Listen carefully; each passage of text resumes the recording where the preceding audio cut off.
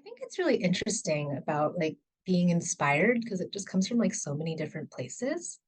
On one sense, there's always like the scientific heroes that we look up to. I guess mine would be Bob Langer,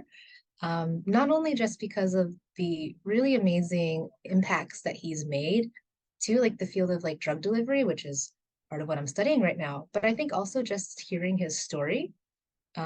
He also is like an alumni of Cornell University, and he came to talk at our school a little bit. And I think just hearing that story of him trying to go after like these really big goals and trying to change, I think like the biomaterial space and what he thought about that um, was a real challenge for him, and just getting all that pushback from both like the scientific community as well as like the FDA, because he was just looking so far ahead of his time. So I think I really just admire not just his science, but also like the grit and persistence that he had to just keep moving that forward. It's something that I hope that I can emulate.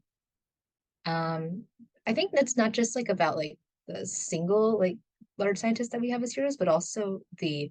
like community as well. So much of I think why I went into science in the first place started both with like my parents, my mom specifically, who herself did research in industry, and just I think gave me that idea like that, you know, scientists don't have to be necessarily male, they can be like female as well, and that they were just as equally as talented as like their male counterparts. And just being part of like in the Bay Area culture with like all the biotech industries, I think that just gives a really different flavor to how I kind of like to think about science.